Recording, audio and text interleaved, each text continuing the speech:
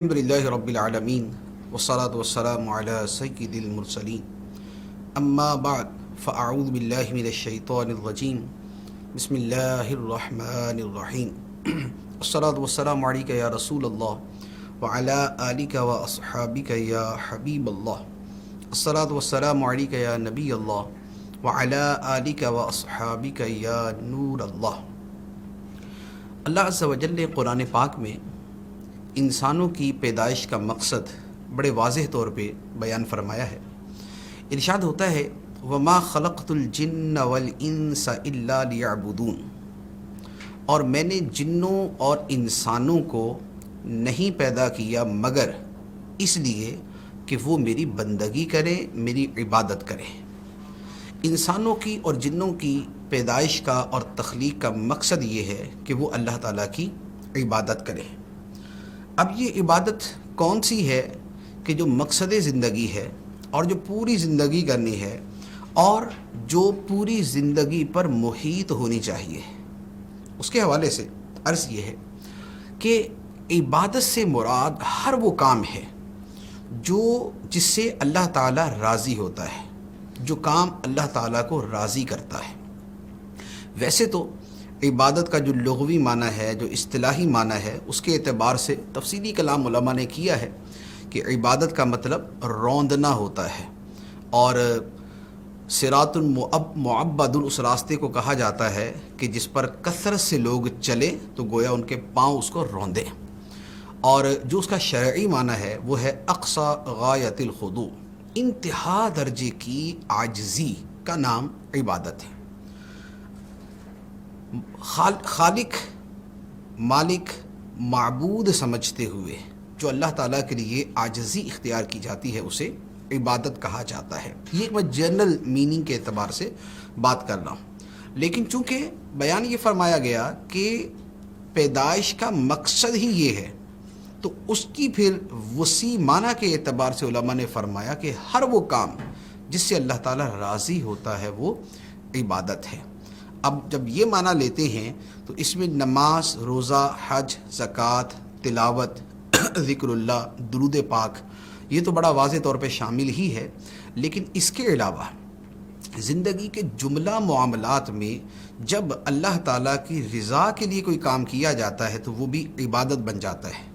اس لیے نکاح کرنا وہ بھی عبادت، روزگار کمانا، حلال رزق کمانا یہ بھی عبادت، ماں باپ کی خدمت کرنا یہ بھی عبادت، بیوی بچوں کی تربیت کرنا یا انہیں ان کی ضروریات کو پورا کرنا یہ بھی عبادت، جبکہ اللہ کے حکم پہ عمل کرتے ہوئے اور اس کے حکم پر عمل کرنے کی نیت سے کیا جائے، تو یہ عبادت کا ایک وسیع مفہوم ہے۔ تو اگر ہم اپنے معاملات میں اور اپنے معمولات میں تھوڑا سا نیت کا فیکٹر شامل کر دیں تو ہمارا ہر کام عبادت بن جائے گا۔ ایون کہ ہم جو کھانا کھاتے ہیں، کھانا کھانے کے اندر بھی اگر یہ نیت ہے کہ اس کھانے سے جو مجھے طاقت ملے گی، قوت ملے گی، اس قوت اور طاقت کو اللہ کی عبادت میں استعمال کروں گا، اللہ کی رضا کے کاموں میں استعمال کروں گا، کیونکہ ایک آدمی اگر بھوکا ہے، پیاسا ہے اور اس کی انتہائی شدت ہے تو وہ تو عبادت بھی نہیں کر سکتا، بالکل نڈھال بے جان ہو کے لیٹ جائے گا، بیٹھ جائے گا۔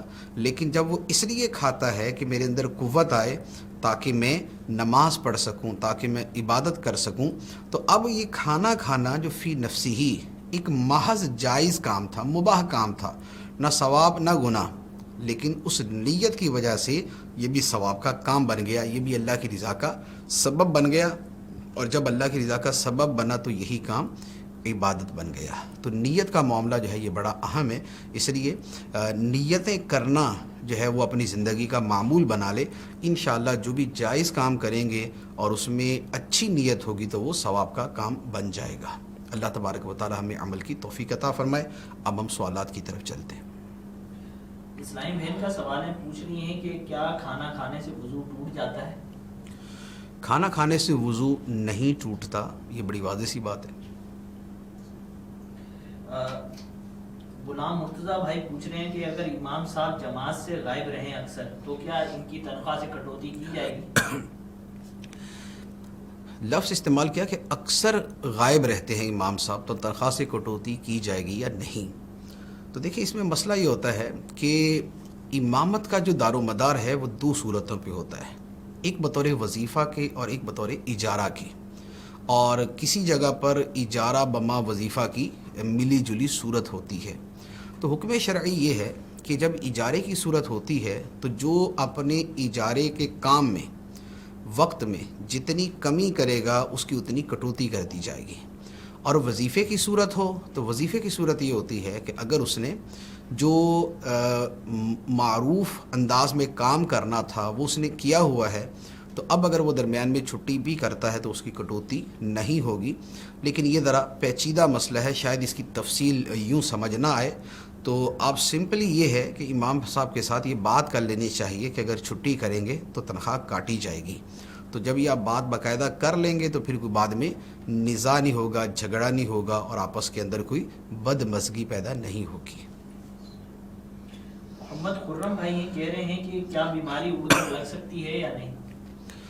بیماری تو اڑ کر نہیں لگ سکتی، یہ تو بڑی واضح سی بات ہے۔ حدیث مبارک کے اندر بھی فرمایا کہ بیماری اڑ کر نہیں لگتی، اور ویسے بھی ہمیں پتہ ہے اور ڈاکٹرز بھی یہی کہتے ہیں کہ بیماری اڑ کے نہیں لگتی۔ ہاں جراثیم ہوتے ہیں کہ جراثیم جو ہے وہ ایک جگہ سے دوسری جگہ منتقل ہو سکتے ہیں۔ جیسے مثال کے طور پہ ایک مکھی ہے، اگر وہ کسی گندگی والی جگہ پہ بیٹھتی ہے تو اس کے پاؤں کے ساتھ گندگی لگ جاتی ہے، جراثیم لگ جاتے ہیں۔ اب اگر وہ کسی دوسری جگہ جا کے بیٹھے گی، کسی کھانے کی شے پہ بیٹھے گی، تو لازمی بات ہے کہ وہ وائرس اس کے پاؤں سے جو ہے وہ اس کھانے میں شامل ہو جائیں گے۔ تو جیسے مکھی کے ذریعے اس طرح جراثیم ایک جگہ سے دوسری جگہ منتقل ہو سکتے ہیں، اسی طرح اور ذرائع سے بھی ہو سکتے ہیں۔ تو یہ بھی ممکن ہے کہ ایک بندے میں جراثیم ہے، تو اب وہ کسی جگہ اگر جاتا ہے تو وہاں پر جب وہ جا کے سانس لے گا اور وہ جراثیم اس کے منہ یا ناک سے نکلیں گے تو جس جگہ پہ وہ ہوگا وہاں پر بھی وہ جراثیم ہوں گے۔ اب وہ جراثیم کسی دوسرے بندے کے بدن میں بھی داخل ہو سکتے ہیں، تو یہ داخل ہوں گے تو اگر اس کا امیونٹی سسٹم کمزور ہے تو یہ اس کو بیمار کر دیں گے، اور اگر مضبوط ہے تو بیمار نہیں کریں گے۔ تو اصل یہ ہے کہ بیماریاں جو پیدا ہوتی ہیں اس کے اللہ تعالیٰ نے اسباب بنائے ہیں، اور جراثیم ہیں، وائرس ہیں، بیکٹیریاز ہیں، یہ بیماریوں کے اسباب ہوتے ہیں۔ تو اسباب جو ہیں وہ ایک جگہ سے دوسری جگہ منتقل ہو سکتے ہیں اور دوسری جگہ جا کر بھی بیماری کا ذریعہ بن سکتے ہیں، لیکن بیماری کا اپنا ایسا کوئی وجود نہیں ہے کہ کسی کے اندر مثال کے طور پہ بخار ہے تو وہ بخار اڑ کے کسی دوسرے کو لگ جائے گا، یا کسی میں کوئی بھی بیماری ہے تو وہ اس سے اڑ کے دوسرے کو لگ جائے گی، ایسا نہیں ہوتا۔ جراثیم ہوتے ہیں وہ اسے منتقل بھی ہو سکتے ہیں، اس کے کپڑوں کے ذریعے، اس کی دیگر چیزوں کے ذریعے۔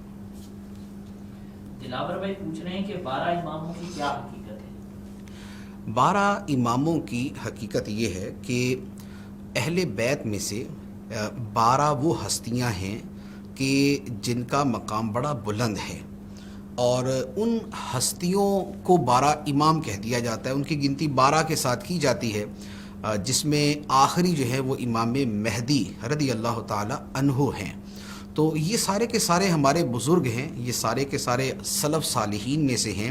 سیدنا علی المرتضیٰ، امام حسن، امام حسین، امام زین العابدین، امام باقر، امام جعفر صادق، امام موسیٰ کاظم، امام رضا، امام نقی، امام حسن عسکری، یہ وہ سب نام ہیں 12 اماموں کے جو میں نے ذکر کیے ہیں۔ تو یہ وہ عظیم ہستیاں تھیں کہ جنہیں اللہ تعالیٰ نے علم ظاہر اور علم باطن کے اندر امت کا پیشوا بنایا تھا، جن کے علمی فیوزات جو ہے وہ جاری و ساری ہیں۔ تو انہیں ہم اہل سنت انہیں اپنے بزرگ مانتے ہیں، اپنا بڑا مانتے ہیں۔ ان کی عقیدت، محبت، تعظیم جو ہے وہ ہر سنی مسلمان کے دل کے اندر موجود ہے۔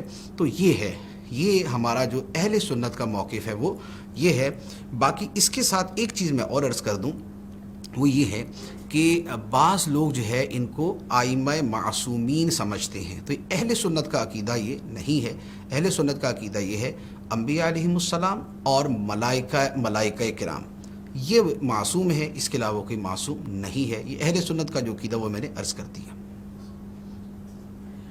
خواجہ صاحب کی چھٹی کے حوالے سے سوال ہے کہ اس موقع پر لوگ دیگ گھماتے ہیں، اگر دیگ گھوم جائے تو قبولیت سمجھتے ہیں، اور اگر نہ گھومے تو سمجھتے ہیں کہ قبول نہیں ہوئی۔ تو یہ اس کی کیا حقیقت ہے، اور اس موقع پر مرد و عورت جمع ہوئے ہوتے ہیں؟ دیگ کا گھومنا کوئی چیز نہیں ہے، اس کا قبولیت کے ساتھ کوئی تعلق نہیں ہے۔ خواجہ غریب نواز رحمۃ اللہ علیہ عظیم الشان ہستی ہیں، عظیم اولیاء کرام میں سے ہیں، اور آپ غریب نواز ہیں۔ غریب ہے یا امیر ہے، آپ کی بارگاہ کے اندر وہ غریب ہے اور آپ اس کے غریب نواز ہیں۔ جو آپ کی بارگاہ میں مال حلال سے، رزق حلال سے، عقیدت و محبت کے ساتھ ایصال ثواب کے لیے کچھ بھی نظر، نیاز، نذرانہ پیش کرتا ہے تو وہ مقبول بھی ہوتا ہے اور اس کو فیضان بھی ملتا ہے۔ اس میں ہنڈیا کا، دیگچی کا، دیگ کا ہلنا کسی بھی قسم کا کوئی معنی نہیں رکھتا۔ تو اس طرح کی یہ ہلنے جلنے والی چیزوں کے پیچھے نہیں جانا چاہیے، قرآن و حدیث اور بزرگوں سے جتنا ثابت ہے اسی کے اوپر رہنا چاہیے۔ شہزاد اتاری بھائی یہ پوچھ رہے ہیں کہ اگر نماز میں سجدہ صاحب واجب ہو گیا تھا اور سجدہ صاحب کر لیا، پھر سجدہ صاحب واجب ہو گیا سجدہ صاحب کرنے کے بعد، تو اب کیا کریں؟ دوبارہ سجدہ صاحب کرنا پڑے گا؟ سجدہ صاحب کرنے کے بعد دوبارہ کوئی واجب چھوٹ گیا تو اب کیا پھر دوبارہ سجدہ صاحب کرنا پڑے گا یا نہیں؟ اس کا جواب یہ ہے کہ سجدہ صاحب نماز میں صرف ایک مرتبہ ہوتا ہے۔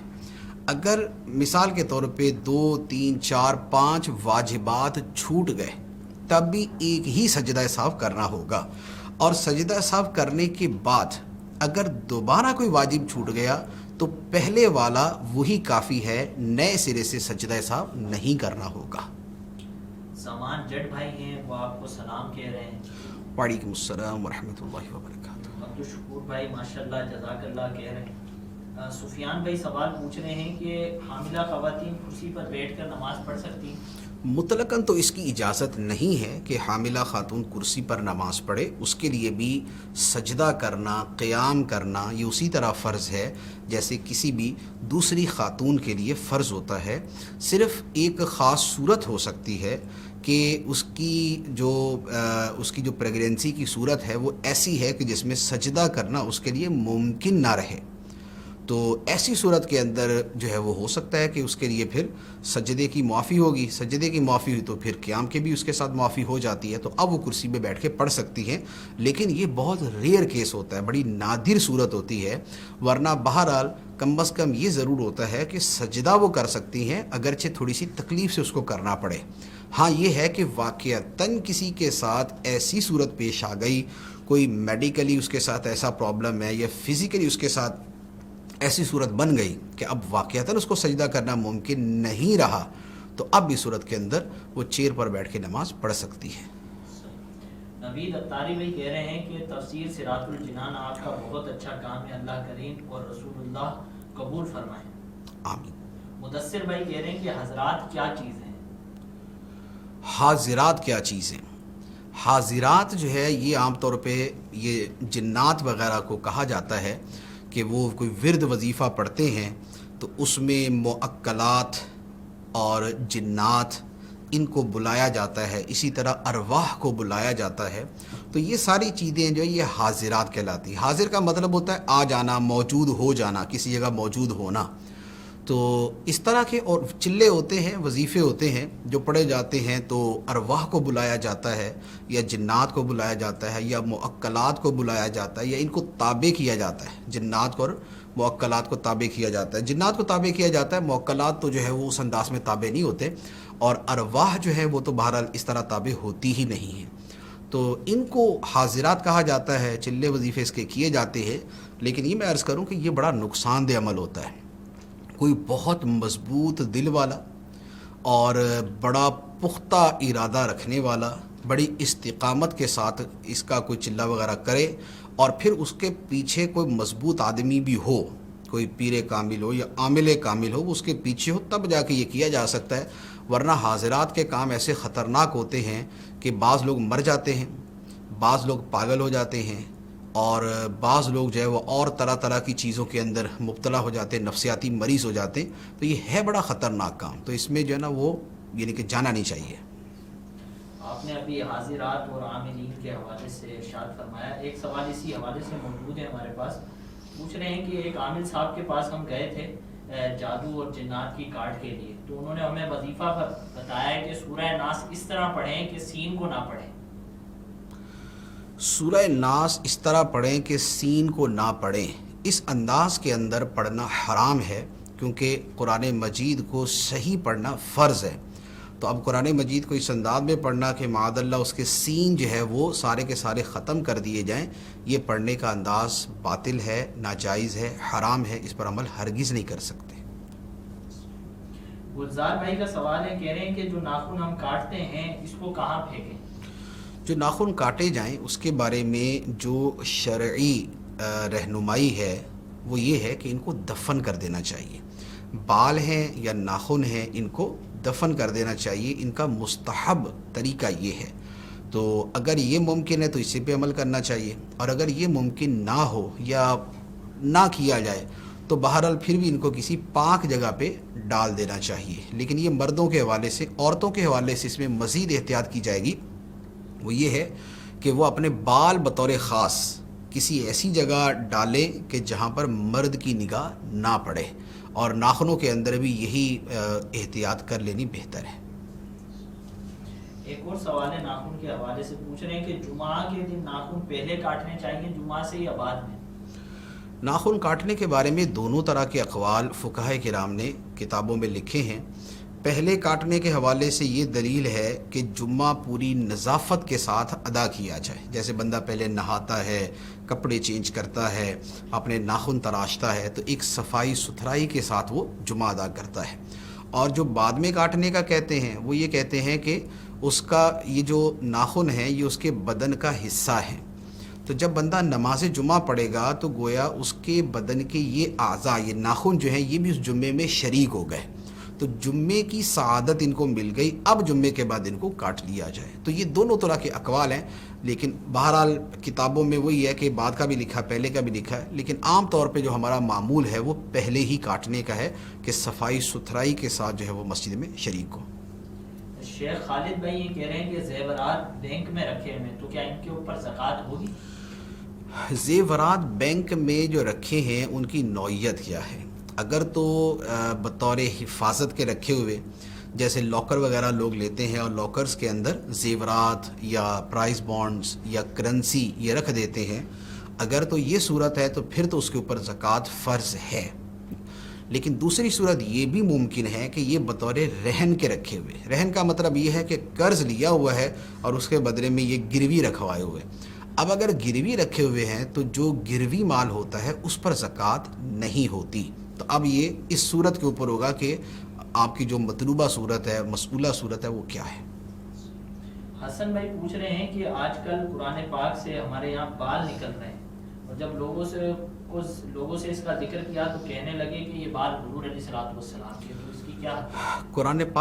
قرآن پاک میں سے جو بال نکل آتے ہیں صفحات کے درمیان، یہ نبی پاک صلی اللہ تعالیٰ علیہ وآلہ وسلم کے نہیں ہوتے، ہرگز نہیں ہوتے۔ کسی چیز کو نبی پاک علیہ السلام کی طرف منسوب کرنا یہ کوئی چھوٹی چیز نہیں ہے، یہ ایک بہت بڑی چیز ہے، بہت بڑی جرأت ہے۔ نبی پاک علیہ السلام نے فرمایا، من کذب علی متعمدا فلیتبوأ مقعدہ من النار، جو مجھ پر جان بوجھ کے جھوٹ باندھے تو وہ اپنا ٹھکانہ جہنم میں بنا لے۔ تو اب قرآن پاک کے صفحات میں کوئی بال مل گیا تو اس بال کو بیٹھے بٹھائے کیسے کہہ سکتے ہیں کہ یہ نبی پاک علیہ السلام کے بال ہیں؟ یہ ہوتا یہ ہے کہ تلاوت کرنے والا جو ہوتا ہے، کبھی اس کا کوئی بال گر گیا ہوتا ہے وہ بند ہو جاتا ہے، یا کسی خاتون نے تلاوت کی اس کا بال گر گیا، یا جہاں پر اس کی بائنڈنگ ہو رہی تھی اور اس کی پبلشنگ ہو رہی تھی وہاں پر کوئی بال اس کے اندر گر گیا، تو یہ وہ ہو سکتا ہے۔ نبی پاک علیہ السلام یا کسی بھی اس کو ولی کا کہنا جو ہے یہ درست نہیں ہے۔ نعمان بھائی یہ کہہ رہے ہیں کہ اگر کسی عورت کا انتقال ہو جائے تو کیا شوہر اس کو قبر میں اتار سکتا ہے؟ عورت کا انتقال ہو جائے تو شوہر اسے قبر میں اتار سکتا ہے، البتہ اس میں صرف یہ احتیاط ہوتی ہے کہ اس شوہر کا، جو سابقہ شوہر ہو چکا، اس کا ہاتھ یا اس کے بدن کا کوئی حصہ عورت کے کھلے بدن کو مس نہ ہو، جیسے اس کے چہرے کو یا اس کے بقیہ بدن کو، بقیہ کفن سے پکڑ کے اس کو نیچے اتار دینا، اس میں کوئی حرج نہیں ہے، بالکل جائز ہے۔ اسلامی بہن پوچھ رہی ہیں کہ قرآن مجید کو مظلوم کہا جا سکتا ہے؟ قرآن مجید کو مظلوم ایک خاص سینس کے اندر کہا جاتا ہے، ویسے تو بڑا عجیب سا لفظ ہے یہ اور استعمال تو نہیں ہونا چاہیے. وجہ یہ ہے کہ قرآن اللہ کا کلام ہے اور اللہ کا کلام اللہ کی صفت ہے اور اللہ کی صفت کے حوالے سے ایسے الفاظ استعمال کرنا یہ بالکل سمجھ نہیں آتا. متعین حکم تو اس کے اوپر دینا مشکل ہے لیکن یہ لفظ استعمال نہیں کرنا چاہیے. ہاں یہ ہے کہ قرآن پاک کو نہیں پڑھا جاتا، جیسے بیسیکلی یہ اس انداز میں ہوتا ہے کہ قرآن کو لوگ پڑھتے نہیں ہیں، گھروں میں رکھا ہوتا ہے، عمل نہیں کرتے، اسے مہجور کہہ سکتے ہیں. مہجور جو ہے یہ خود قرآن پاک کے اندر ہی موجود ہے کہ قرآن پاک اللہ تعالیٰ کی بارگاہ رسول جو ہے اللہ کی بارگاہ میں یہ عرض کرتے ہیں کہ میرا قرآن جو ہے یہ میری قوم نے چھوڑ دیا تو یہ مہجور ہے، چھوڑا ہوا ہے. تو مہجور کا لفظ ٹھیک ہے، مظلوم کا لفظ جو ہے یہ سمجھ میں آنے والا نہیں. اشرف بھائی پوچھ رہے ہیں کہ آپ ٹوتھ برش کو مسواک کی جگہ سنت کی نیت سے استعمال کر سکتے ہیں؟ دانتوں کی صفائی یہ سنت ہے. تنظیف کہتے ہیں صفائی کو، یہ سنت ہے. اور مسواک کی جگہ اگر ٹوتھ پیسٹ سے اگر دانتوں کو صاف کیا تو جو مسواک کی سنت ہے، جو تنظیف کی سنت ہے وہ ادا ہو جائے گی. البتہ جو بطور خاص آلائے مسواک کہ لکڑی کا جو ایک خاص یعنی ڈنڈی ہے اس کا جو استعمال ہے وہ رہ جائے گا، یعنی وہ والی سنت ادا نہیں ہوگی. لیکن جو اصل مقصود سنت ہے تنظیف کی وہ ٹوتھ برش سے حاصل ہو جائے گی. راجہ وقار بھائی یہ پوچھ رہے ہیں کہ کپڑوں پر کتنا خون لگا ہو تو وہ ناپاک ہوں گے؟ کپڑوں پر جو بہنے والا خون ہے اگر وہ 1 درہم کی مقدار، 1 درہم سے مراد ہے جیسے 1 روپے کا جو سکہ ہوتا ہے، ابھی آج کل جو سکہ ہے وہ تو بہت چھوٹا ہے، جو تھوڑا سا پچھلے زمانے کا سمجھ رہے آپ، وہ جو سکہ تھا اتنی مقدار اگر خون لگ جائے تو یہ کپڑے کو ناپاک کر دے گا، 1 درہم یا اس سے زیادہ. درہم کی دوسری آسان جو ہے وہ پہچان کی تعریف یہ ہے کہ جیسے یہ ہتھیلی ہوتی ہے اس پہ پانی ڈالا جائے اور اس کو بالکل سیدھا کیا جائے. سیدھا جب کریں گے تو یہ جتنا حصہ بنے گا جہاں پانی ٹھہرا رہا، جتنا یہ حصہ بنے گا یہ درہم کی مقدار بنتی ہے. ابو حنین ہیں پوچھ رہے ہیں کہ جانوروں کی شکل والے کھلونے بچوں کو دلوانا اور بچوں کا ان سے کھیلنا کیسے؟ شکل و صورت والے کھلونے خریدنا، بچوں کو دینا اور بچوں کا کھیلنا یہ سب جائز ہے. حمزہ خان پوچھ رہے ہیں کہ لیڈو کھیلنا جائز ہے؟ لیڈو یا لڈو کھیلنا جو ہے اس میں علماء نے ویسے تو یہ فرمایا ہے کہ یہ لہو و لعب کے قبیل سے ہے، تو اس میں جو ہے وہ شرکت نہ کی جائے. البتہ کھیلوں کے بارے میں اور اس پر مطلقاً علماء نے یہی تحریر فرمایا ہے. اعلیٰ حضرت علامہ نے دیگر اس طرح کی جو گیمز ہیں ان کے بارے میں اور ہمارے دیگر علماء نے بھی اس حوالے سے یہی فرمایا ہے. تو اس میں علل اطلاق یہ کہہ سکتے ہیں کہ اس کے کھیلنے سے ایوائڈ ہی کیا جائے. وجہ یہ ہے کہ کھیل کی ممانعت اور کھیل کے جواز کی چند صورتیں ہیں اور چند شرطیں ہیں، اور یہ لوڈو اور شطرنج وغیرہ جو ہے یہ عام طور پہ انہی صورتوں میں چلی جاتی ہیں جو ناجائز ہوتی ہیں کہ ان کی لت پڑ جاتی ہے، ان سے کھیلتے ہوئے پھر فرائض، واجبات، نماز، جماعت، ان چیزوں سے بھی توجہ ہٹ جاتی ہے، تو عمومی طور پہ یہ ناجائز کے اندر داخل ہو جاتے ہیں، تو اس سے بہرحال بچا جائے. آصف پوچھ رہے ہیں کہ مومن اور مسلم میں کیا فرق ہے؟ مومن اور مسلم میں شرعی اعتبار سے کوئی فرق نہیں ہے. جو مومن ہے وہ مسلم ہے اور جو مسلم ہے وہ مومن ہے. کوئی بندہ یہ نہیں کہہ سکتا کہ جی میں مومن تو ہوں مسلم نہیں ہوں، ایسی چیز نہیں ہے. ایمان اور اسلام ایک چیز ہے، مومن اور مسلم ایک چیز ہے. یہ ہے کہ یہ یعنی ہم احناف کے نزدیک یہ تحقیق ہے، بعض دوسرے علماء اس سے ہٹ کر بھی کلام کرتے ہیں. شاہ نواز بھائی پوچھ رہے ہیں کہ اگر عمرے کا احرام باندھ لیں اور عمرے پر جانا ممکن نہ ہو تو کیا کیا جائے؟ عمرے کا احرام باندھ لیا اور عمرے پر جانا ممکن نہیں، جیسے ابھی چند دن پہلے ہوا تھا کہ بہت سے لوگوں نے عمرے کا احرام باندھ لیا اور فلائٹ میں بیٹھ گئے، جہاز میں بیٹھ گئے اور ان کی فلائٹ کینسل ہو گئی اور وہاں پر جانے پر بھی پابندی لگی نہیں، عرب شریف جانے پر پابندی لگی جو کرونا وائرس کی وجہ سے آج کل معاملہ چل رہا ہے. تو دیکھیں اس میں 2 صورتیں، ایک تو یہ ہے کہ احرام تو باندھ لیا، نیت نہیں کی، کیونکہ احرام کے کپڑے پہننا اور ہے اور احرام کے کپڑے پہن کے احرام کی نیت کر لینا یہ اور ہے. تو اب اگر صرف کپڑے پہنے تھے اور نیت نہیں کی تھی، احرام کی نیت اور اس کے بعد جو تلبیہ پڑھا جاتا ہے یہ نہیں کیا تھا، تو ایسی صورت میں تو مسئلہ ہی کوئی نہیں ہے، پھر تو کپڑے اتار کے دوسرے جو ہے وہ کپڑے روٹین کے پہن لے۔ اور اگر اس نے اس نے احرام باندھا تھا اور احرام کی نیت بھی کر لی تھی اور اب وہ جا نہیں سکتا، اسے کہتے ہیں احصار۔ احصار کا مطلب ہوتا ہے روکا جانا، روک دینا، روکا جانا۔ اس کے اوپر دم احصار واجب ہے۔ دم احصار کا مطلب یہ ہوا کہ یہ بندہ ابھی احرام نہیں اتارے گا، بلکہ پہلے یہ وہاں پر حدود حرم کے اندر قربانی کروائے گا، قربانی کے بعد اب یہ اپنے بال منڈوائے گا اور اس کے بعد یہ اپنا احرام اتارے گا۔ تو یہ پھر اس کا پورا طریقہ ہے۔ یہ کرنے کے بعد اب اس کے اوپر عمرے کی قضا یہ لازم ہوگی۔ تو یہ ہوگا کہ آئندہ اب اس کو جب بھی موقع ملے گا تو یہ جو پچھلا عمرہ اس نے بغیر عمرہ کیے ہی صرف قربانی کا جانور ذبح کر کے اور بال منڈوا کے اس نے احرام اتار دیا تھا، اس کی قضا کے طور پہ بعد میں عمرہ بھی کرے گا۔ احمد رضا بھائی پوچھ رہے ہیں کہ موبائل کے بیک کور پر پیر صاحب کی تصویر لگا سکتے ہیں؟ بیک کور پر جو تصویر ہوگی وہ ہوگی پرنٹڈ، جو پیپر پہ یا کسی شے پہ پرنٹ ہوگی۔ جو پرنٹڈ تصویر ہے یہ جائز نہیں ہے۔ ڈیجیٹل تصویر جو موبائل میں، آئی پیڈ میں، لیپ ٹاپ میں جو ظاہر ہوتی ہے اور بند کریں تو غائب ہو جاتی ہے وہ جائز ہے، لیکن یہ اس طریقے سے جو پیچھے تصویر ہے یہ جائز نہیں ہے۔ محمد کاشف بھائی ہیں، آپ کو سلام کہہ رہے ہیں، وعلیکم السلام۔ اور سوال پوچھ رہے ہیں کہ الکوہلک سینیٹائزر استعمال کرنے کا کیا حکم ہے؟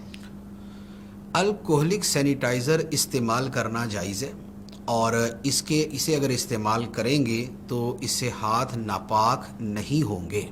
وجہ یہ ہے کہ جو الکوہلک چیزیں ہیں ان کا جو خارجی استعمال ہے، یعنی باہر بدن کے اوپر جو اس کا استعمال ہے وہ جائز ہے، اور اندرونی استعمال یعنی کھانے پینے کے اندر جو اس کا استعمال ہے وہ دوائیوں میں جائز ہے۔ تو دوائیوں کے اندر بھی الکوہل ہوتی ہے تو ان دوائیوں کا استعمال جائز ہے، اور خارجی استعمال کے اندر جو ہے وہ ہمارے جس پین سے ہم لکھتے ہیں اس انک کے اندر بھی ہوتا ہے، اسی طرح جو پالش وغیرہ کی جاتی ہے اس میں بھی ہوتا ہے، اور اس کے علاوہ ہزاروں چیزیں ہیں کہ جن کے اندر الکوہل ہوتا ہے، تو جو خارجی استعمال ہے وہ جائز ہے۔ فیصل اتاری بھائی ہیں، کہہ رہے ہیں کہ مفتی صاحب علم میں اضافے کی دعا فرما دیں میرے لیے۔ اللہ تعالیٰ آپ کے علم میں اضافہ فرمائے اور اللہ تعالیٰ ہمارے علم میں بھی اضافہ فرمائے۔ محمد حسین بھائی ہیں، پوچھ رہے ہیں کہ آیت درود پڑھنے کے بعد کیا درود پڑھنا واجب ہو جاتا ہے؟ آیت درود پڑھنے کے بعد درود پڑھنا واجب نہیں ہوتا، ہاں درود پڑھ لینا چاہیے۔ زندگی میں ایک مرتبہ درود پاک پڑھنا فرض ہے کہ اللہ تعالیٰ کا حکم ہے، یا ایھا الذین آمنوا صلو علیہ وسلموا تسلیما، اے ایمان والو نبی پر درود پڑھو اور سلام پڑھو۔ تو زندگی میں ایک مرتبہ درود پاک پڑھنا یہ فرض ہے، اور اس کے علاوہ جب نبی پاک صلی اللہ علیہ وآلہ وسلم کا نام مبارک لیا جائے تو مجلس میں ایک مرتبہ درود پاک پڑھنا واجب ہوتا ہے، اور ایک مرتبہ کے بعد اب 100 مرتبہ بھی اگر نام مبارک لیا گیا تو اب درود پڑھنا واجب نہیں رہے گا بلکہ مستحب ہوگا، اور پڑھنا چاہیے، کہ نہ پڑھنے کے اوپر بخل کی وعیدیں ہیں اور وہ ایک مذموم کام ہے۔ اور ویسے یہ کہ جب بھی آیت درود پڑھی جائے تو درود پاک پڑھنا واجب ہو جائے، ایسا کوئی مسئلہ نہیں ہے۔ ایک سوال آیا ہے سلیمان نسیم بھائی کا، نا پوچھ رہے ہیں کہ میت کی جائیداد کسی ایک وارث کے نام پر ٹرانسفر کر دی، اور یہ بات طے ہوئی کہ بہنوں کا حصہ بعد میں دیا جائے گا۔ اب 3-4 سال گزر گئے تو اب بہنوں کو حصہ پرانے ریٹ کے مطابق دیا جائے گا یا جو اب مارکیٹ ویلیو ہے؟ وراثت کا جو معاملہ ہوتا ہے نا، اس میں بہتر یہ ہوتا ہے، بلکہ ضروری یہی ہوتا ہے کہ باقاعدہ کسی سنی عالم سے رابطہ کر کے اسے پورا کیس بتا کر اس کا جواب لینا چاہیے۔ جتنا سوال پوچھا گیا نا کہ وراثت جو ہے وہ بھائیوں کے نام ٹرانسفر کر دی اور اب بہنوں کو جب حصہ دینا 3-4 سال کے بعد تو کیسے دیا جائے، تو اب اس میں 2 صورتیں ممکن ہیں۔ ایک تو یہ ہے کہ یہ طے ہو گیا تھا کہ ابھی بہنوں کو اتنے پیسے دیے جائیں گے، اور اس کے بدلے میں یہ ساری کی ساری جگہ جو ہے یہ ان کی ہو گئی، یعنی یہ خرید و فروخت کی صورت بن گئی۔ ایسی صورت میں تو جو رقم طے ہوئی وہی دینی ہوگی۔ دوسری یہ ہے کہ کسی قانونی وجہ سے اس کو محض ٹرانسفر جو ہے وہ کر دیا تھا بھائی کے نام پہ، لیکن وہ وراثت کی کوئی تقسیم نہیں تھی اور وہ باہمی کوئی صلح کا طریقہ نہیں تھا، تو اب ایسی صورت کے اندر جب بھی وراثت تقسیم ہوگی تو اس جگہ کی جو ایکچول مارکیٹ ویلیو ہے اس کے اعتبار سے اس کے حصے بنیں گے، پھر جس کا جتنا حصہ ہوگا وہ اس کو دیا جائے گا۔ ایک سوال یہ پوچھ رہے ہیں کہ کیا جمعہ مبارک کہنا بدعت ہے؟ ایک صاحب کا آرٹیکل پڑھا تھا، انہوں نے کہا کہ یہ تو بدعت ہے۔ جمعہ مبارک کہنا یہ بدعت ہے یا نہیں؟ جمعہ مبارک کہنے میں کوئی حرج نہیں ہے، یہ ایک اچھی چیز ہے۔ جمعہ سید الایام ہے، یہ دنوں کا سردار ہے، اور اس دن کی تعظیم کرنا یہ ہمارے دین میں شامل ہے۔ اور تعظیم کے بہت سے انداز ہوتے ہیں۔ تعظیم کا مطلب ہوتا ہے کہ کسی شے کی عظمت کا اعتراف کرنا یا اس کا اظہار کرنا۔ تو جب ہم جمعہ مبارک کہتے ہیں اور ہم ہفتہ مبارک نہیں کہتے کسی کو، تو اس کا مطلب یہ ہوتا ہے کہ ہم جمعے کو ہفتے پہ ترجیح دے رہے ہیں، اور جمعے کی ہم ایک اہمیت سے جو ہے وہ اہمیت کا اظہار کر رہے ہیں، تو لہذا اہمیت کے اظہار کے طور پہ جمعہ مبارک کہنے میں کوئی حرج نہیں ہے۔ پھر دوسری بات یہ ہے کہ یہ جو مبارک کا لفظ ہوتا ہے یہ تو دعا ہوتی ہے۔ جب ہم کہتے ہیں نا شادی مبارک، تو اس کا کیا مطلب ہوتا ہے؟ اس کا مطلب ہوتا ہے کہ آپ کی شادی برکت والی ہو، اللہ تعالیٰ اس سے آپ کو خوشیاں دے، خوشحالیاں دے، اچھی اولاد عطا فرمائے۔ جب ہم کہتے ہیں عید مبارک، تو اس کا مطلب یہ ہوتا ہے کہ یہ عید آپ کے لیے برکت والی ہو۔ تو جب ہم کہتے ہیں جمعہ مبارک، تو اس کا مطلب یہ ہوتا ہے کہ یہ جمعہ آپ کے لیے برکت والا ہو، کہ جمعہ ویسے ہی بابرکت دن ہے، اب ہمارے حق میں بھی یہ برکت والا بن جائے تو یہ دعا ہے، اس میں کوئی حرج نہیں ہے۔ اس کو بدعت کہنا اگر تو منفی طور پہ ہے کہ ممانت کے طور پہ کہتے، پھر یہ غلط ہے، اور اگر بدعت سے مراد بدعت مستحبہ یا بدعت مباحہ ہے کہ جائز بدعت ہے تو پھر ٹھیک۔ اسلامی بہن پوچھ رہی ہیں کہ احرام کی حالت میں اگر دوپٹہ چہرے پہ لگ جائے تو کیا حج و عمرہ ہو جائے؟ احرام کی حالت میں اگر خاتون کے چہرے پر دوپٹہ یا کوئی بھی کپڑا لگ جائے تو اس کی مختلف صورتیں ہوتی ہیں۔ دیکھیں، ایک تو واضح سی چیز ہے کہ یہ تو مراد نہیں ہوگا کہ جناب اس نے چہرے کا چوتھائی یا اس سے زیادہ حصہ ڈھانپ کے رکھا ہوا تھا، اور یہ ڈھانپ کے رکھنا بھی 4 پہر یعنی 12 گھنٹے تک تھا، ایسا تو نہیں ہوگا۔ تو اب اس سے عمومی طور پہ مراد یہ ہوتا ہے کہ وہ کبھی لگ جاتا ہے تھوڑا بہت، تو اب تھوڑا بہت اگر لگ جاتا ہے تو اس میں پھر حکم یہ ہوتا ہے کہ اگر چوتھائی حصے پر کپڑا چوتھائی چہرے پر کپڑا لگا تو خواہ وہ 10 سیکنڈ کے لیے بھی لگے، صدقہ فطر اس کی وجہ سے واجب ہو جاتا ہے، یعنی صدقہ فدیہ اس کی وجہ سے واجب ہو جاتا ہے، جو صدقہ فطر کی مقدار ہوتی ہے۔ اور اگر چوتھائی سے بھی کم لگا تو اب اس صورت کے اندر یہ والی مقدار واجب نہیں ہوگی۔ سنی بھائی ہیں، پوچھ رہے ہیں کہ جو پیسے اور سونا کاروبار میں لگایا ہوا ہے کیا اس پر زکوٰۃ لازم ہوگی؟ جو پیسہ اور سونا کاروبار میں لگایا ہے اس پر زکوٰۃ لازم ہوگی۔ اس میں 2-3 چیزیں ذہن میں رکھیں۔ دیکھیں، سونے کے اوپر تو ہر صورت میں زکوٰۃ ہے، وہ کاروبار میں لگائیں یا وہ زیورات پہنیں یا وہ گھر میں سنبھال کے رکھیں، زیورات پر ہر صورت میں زکوٰۃ ہے۔ اور کرنسی جو ہے اس کا بھی یہی حکم ہے، کاروبار میں لگائیں یا نہ لگائیں یا گھر پہ رکھیں، اس پر بہر صورت زکوٰۃ ہوتی ہے۔ ہاں، وہ شے کہ جس پر ویسے زکوٰۃ نہیں بنتی، جیسے فرنیچر کا سامان ہے، تو کسی آدمی کے گھر میں ڈھیر فرنیچر ہو، زکوٰۃ نہیں ہوتی اس کے اوپر۔ لیکن اگر یہی فرنیچر مال تجارت بن جائے کہ اس نے یہ فرنیچر خریدا تھا بیچنے کے لیے، یا کوئی پلاٹ تھا اور وہ پلاٹ اس نے خریدا تھا بیچنے کے لیے، تو جو شے بیچنے کے لیے خریدی گئی وہ مال تجارت ہے، اب اس پر مال تجارت کے اعتبار سے زکوٰۃ لازم ہو جائے گی۔ مال تجارت پہ زکوٰۃ وہی ہوتی ہے 2.5%، یعنی 40واں حصہ۔ لیکن سونا چاندی اور کرنسی کی کوئی تخصیص نہیں ہے مال تجارت کے ساتھ، سونے پہ ویسے ہی مطلقاً زکوٰۃ لازم ہے اور کرنسی کے اوپر بھی مطلقاً ہی زکوٰۃ لازم ہے۔ ایک سوال یہ ہے کہ امام جعفر صادق رحمۃ اللہ تعالیٰ علیہ کے سارے ثواب کے لیے جو کھیر پوری اور کنڈوں کی نیاز کی جاتی ہے، تو کیا یہ جائز ہے؟ سیدنا امام جعفر صادق رضی اللہ تعالیٰ عنہ کے ایصال ثواب کے لیے جو کنڈے کی صورت میں کھیر یا دیگر اہتمام کیا جاتا ہے، ایصال ثواب کے لیے یہ جائز ہے، مباح ہے، مستحب ہے، بہت اچھا کام ہے۔ بزرگوں کی نیاز کرنے کا مقصد ان کو ثواب پہنچانا ہوتا ہے، ثواب کا نذرانہ ان کو پیش کرنا ہوتا ہے، اور جس کو ہم تحفہ دیتے ہیں تو ہمیں امید یہ ہوتی ہے کہ وہ بھی ہمیں جواب کے اندر کسی تحفے سے نوازے گا. تو ایصال ثواب کرنا فی نفسی ہی قرآن و حدیث سے ثابت ہے. احادیث مبارکہ اس میں اتنی ساری احادیث ہیں. نبی پاک علیہ الصلوۃ والسلام کی بارگاہ میں ایک صحابی حاضر ہوئے اور عرض کی کہ یا رسول اللہ صلی اللہ علیہ وسلم، میری والدہ فوت ہو گئی اور اچانک فوت ہو گئی، تو اگر وہ زندہ ہوتی، وصیت کا موقع ملتا، تو میرا خیال یہ ہے کہ وہ صدقہ کرنے کا کہتی. تو انہوں نے تو نہیں کہا، وہ اچانک فوت ہو گئی. اب اگر میں ان کی طرف سے صدقہ کروں تو کیا ان کو ثواب ملے گا؟ نبی پاک علیہ الصلوۃ والسلام نے فرمایا کہ ہاں ثواب ملے گا. تو لہذا یوں ثواب جب کسی کو پہنچایا جاتا ہے وہ اسے ملتا ہے. تو یہ کنڈے کا ختم ہے یا اور کسی بھی لفظ، کسی بھی نام کے ساتھ جو ختم ہے اس کا ثواب ملتا ہے.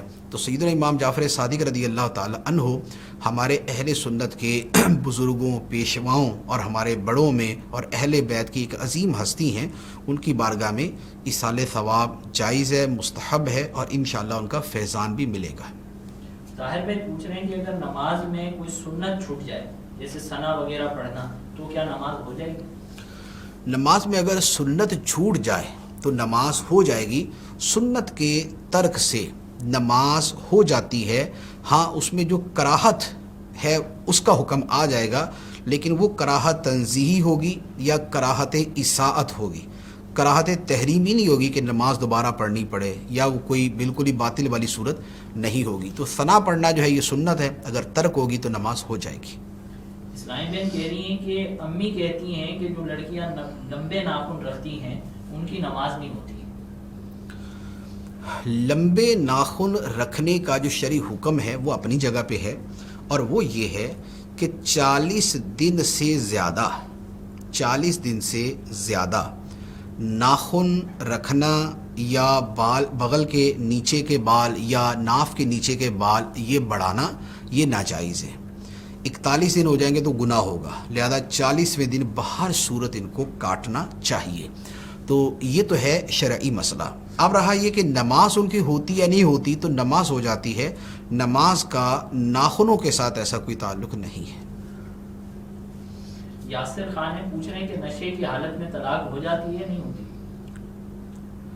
نشے کی حالت میں طلاق کی مختلف صورتیں ہیں. ایک یہ ہے کہ کسی نے جبرن پلا دیا کہ اس کو بالکل جو ہے نا اس کو 2-4 نے پکڑا اور اس کے منہ میں جیسے تیسے انڈیل دی، ایسے جبرن پلا دیا. تو یا یہ ہے کہ اس کو گن پوائنٹ کے اوپر پلا دی. تو اب اگر کوئی ایسی صورت ہے تو اس میں تو طلاق دینے سے طلاق نہیں ہوگی. لیکن اگر ویسے کوئی آدمی اپنی انجوائمنٹ کے لیے اور عیاشی کے لیے پیتا ہے اور اب پی کے نشے میں طلاق دیتا ہے تو یہ طلاق ہو جائے گی. بلال بھائی پوچھ رہے ہیں کہ اگر کوئی شخص عشاء کی نماز جان بوجھ کر اتنی لیٹ کرے کہ فجر کا وقت شروع ہونے والا ہو، تو ایسا کرنے والے کے لیے کیا ہوگا؟ نماز عشاء میں ویسے تو سیدھا مسئلہ تو یہی ہے کہ نماز عشاء باجماعت ادا کیجیے.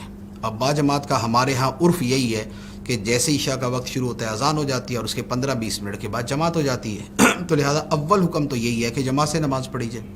اب اگر کوئی جماعت سے نماز نہیں پڑھ سکا یا نہیں پڑھی یا اس پر شرعاً واجب نہیں بنتی، تو اب ایسی صورت میں اسے چاہیے کہ 1/3 رات تک عشاء کو مؤخر کرے. یہ مستحب ہے اور یہ عشاء کا سب سے افضل وقت ہے. 1/3 رات کا مطلب یہ ہوا کہ 9 گھنٹے کی رات ہے تو 3 گھنٹے گزرنے کے بعد کا جو ٹائم ہے یہ اس کا بیسٹ ٹائم ہے عشاء پڑھنے کا.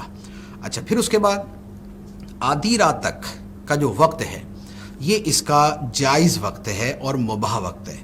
آدھی رات سے تاخیر کریں گے کہ جیسے مثلاً 12:30 بجے آدھی رات ہو جاتی ہے اگر، تو اب اس سے جو تاخیر ہے اس کے بارے میں علماء کے 2 قول ہیں. ایک قول یہ ہے کہ آدھی رات سے زیادہ تاخیر کرنا مکروہ تحریمی ہے، گناہ ہے.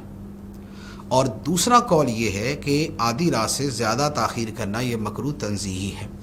اور ہماری جو دارالفتہ اہل سنت کا موقف ہے، تحقیق ہے، وہ یہی ہے کہ آدھی رات کے بعد عشاء پڑھنا مکروہ تنزیہی ہے، تحریمی نہیں ہے. تو بہرحال حکم یہی ہوا کہ عشاء آدھی رات سے پہلے عشاء پڑھ لینی چاہیے، اتنی تاخیر نہیں کرنی چاہیے. آدھی رات سے تاخیر نہیں کرنی چاہیے اور بالکل آخر تک تاخیر تو پھر اسی کے اندر اضافے کی صورت ہی. محمد وقاص بھائی ہیں، کہہ رہے ہیں کہ شکار کو چھرا مارنے سے پہلے اگر بسم اللہ پڑھ لی تو کیا شکار حلال ہوگا؟ بندوق سے جو شکار کیا جاتا ہے اس پر تکبیر پڑھنے سے جانور کی حلت کا کوئی تعلق نہیں ہے، کیونکہ یہ جو اس سے جو ہلاکت ہوتی ہے جانور کی وہ دھاری دار چیز سے نہیں ہوتی، بلکہ جو زوردار چیز لگتی ہے اور اس کو پھاڑ دیتی ہے، موقوزہ جسے کہتے ہیں، یہ وہ ہے۔ تو صرف وہ تکبیر کافی نہیں ہے، ہاں اگر وہ زخمی ہو کے گر گیا اور زندہ ہے اور اب زندہ کے اوپر نئے سرے سے تکبیر پڑھ کے اس کو ذبح کر لیا تو اب یہ حلال ہوگا۔ صرف وہ پہلی تکبیر جو چھرے پہ پڑے گی اس کی وجہ سے جانور حلال نہیں ہوگا۔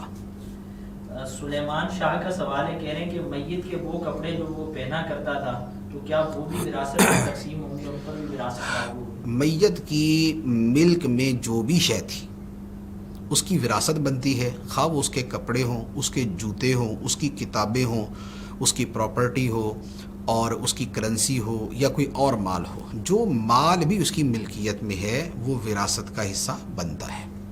طاہر ندیم خان ہے، پوچھ رہے ہیں کہ سگریٹ پینے سے وضو ٹوٹ جاتا ہے یا نہیں؟ سگریٹ پینے سے وضو نہیں ٹوٹتا، اس کا کوئی وضو کے ساتھ ایسا تعلق نہیں ہے، ہاں اسے منہ میں جو بو پیدا ہوتی ہے تو اس کے احکام ہوتے ہیں کہ کلی وغیرہ کر کے اس کو زائل کر لینا چاہیے، کیونکہ مسلمان کے منہ میں بو کا ہونا یہ ایک ناپسندیدہ چیز ہے۔ اس نے اللہ کا نام لینا ہوتا ہے، سبحان اللہ، الحمدللہ، ماشاء اللہ، اللہ کرم کرے گا، یعنی بہت سارے جملوں میں اللہ تعالیٰ کا نام لیتا ہے۔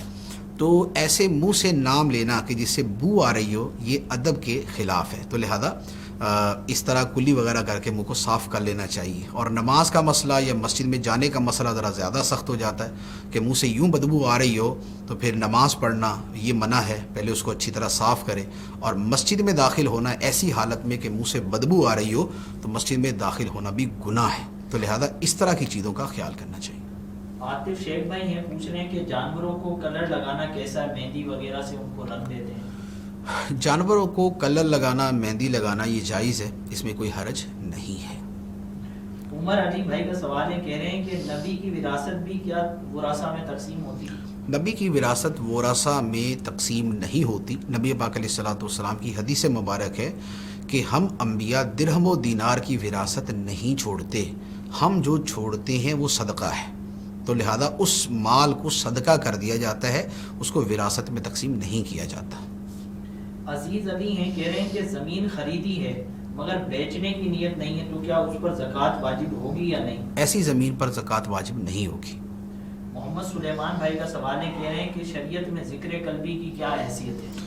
ذکر قلبی جو ہے وہ بڑی عظیم شے ہے، قرآن پاک کے اندر ہے وَاذْكُرْ رَبَّكَ فِي نَفْسِكَ تَضَرُّعًا وَخُفْيًا، اپنے جی میں اپنے رب کو یاد کرو، عاجزی کے ساتھ گڑ گڑا کر اور خفیہ طور پہ۔ تو اپنے جی میں یاد کرنا جو ہے یہ حدیث مبارک میں موجود ہے، اور اسی طرح بخاری یہ آیت مبارکہ پڑھی ہے میں نے، حدیث مبارک کے اندر بھی موجود ہے۔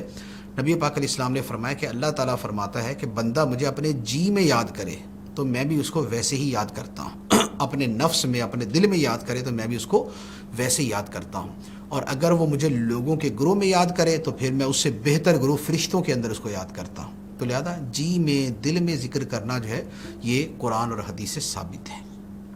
محمد طاہر کشمیری بھائی ہیں، آپ کو سلام کہہ رہے ہیں وعلیکم السلام۔ اور پوچھ رہے ہیں کہ مفتی صاحب کیا نماز میں مشہور دعاؤں کے علاوہ بھی عربی دعائیں پڑھی جا سکتی ہیں؟ یہ آخری سوال ہے، جی ٹھیک ہے۔ اچھا، نماز کے اندر کیا جو معصورہ دعائیں ہیں، معصورہ دعائیں جیسے ربنا آتنا فی الدنیا حسنہ، یا ربنا اغفر لی ولوالدی وللمؤمنین یوم یقوم الحساب، یا اللہم انی ظلمت نفسی ظلما کثیرا ولا یغفر الذنوب الا انت، یہ اس طرح کی چند ایک دعائیں ہیں جو بطور خاص اس جگہ پہ پڑھنے کے بارے میں منقول ہیں۔ اس کے علاوہ جو دعائیں ہیں وہ مانگنے کی بھی اجازت ہے، لیکن اس میں ایک اس میں جو ہے نا وہ علماء نے لازمی شے بیان کی ہے کہ کسی ایسی شے کی دعا نہ مانگی جائے جو کسی بندے سے بھی مانگی جا سکتی ہے۔ یعنی جیسے ہم کسی کو یہ بول سکتے ہیں کہ بھائی صاحب کھانا کھلائیے مجھے، اب اللہ تعالیٰ سے یہ دعا کرنا کہ یا اللہ مجھے کھانا کھلا، تو اس طرح کی دعا جو ہے وہ عربی میں مانگے یا اردو میں، نماز کے اندر یہ منع ہے۔ تو وہ دعا نماز کے اندر کوئی بھی مانگی جا سکتی ہے کہ جو کسی بندے سے نہیں مانگی جا سکتی، بخشش ہے، رزق ہے، اور اس کے علاوہ ہزاروں دعائیں ہیں، تو وہ اللہ تعالیٰ کی بارگاہ میں اس کا عرض کیا جا سکتا ہے نماز کے اندر۔ نماز سے ہٹ کر تو ہر شے مانگ ہی سکتے ہیں، تو یہ مسئلہ شریعہ اس بارے میں ہے۔ دعا بھی کروا دیں. اسلامی بہنیں بھی دعا کا کہہ رہی تھی. اللهم صل على سيدنا ومولانا محمد معدن الجود والکرم وآلہ وبارک وسلم. یا اللہ عز و جل جو شرعی مسائل بیان کیے اس کے بیان میں اگر کوئی غلطی ہوئی تو اسے معاف فرما. اے اللہ عز و جل ہمارے اس پروگرام کو اپنی بارگاہ میں قبول فرما, اسے ہمارے لیے بخشش کا ذریعہ بنا. اے اللہ ہماری اور ہماری ٹیم کی اور جتنے بھی لوگ ہمیں سن رہے تھے اور ہمارے ساتھ موجود تھے, اے اللہ ہم سب کی بے حساب بخشش فرما. اے اللہ عز و جل ہماری مشکلیں آسان فرما, ہماری حاجتیں پوری فرما, ہم پر ہمارے گھر والوں پر خیر و برکت نازل فرما, رحمتوں کی بارش فرما, ہمارے مریضوں کو شفا یاب کر دے. اے اللہ ہمارے پریشان حالوں کی پریشانیاں دور فرما. وصلی اللہ تعالی علی خیر خلقہ محمد وعلی آلہ واصحابہ اجمعین برحمتک یا ارحم الراحمین.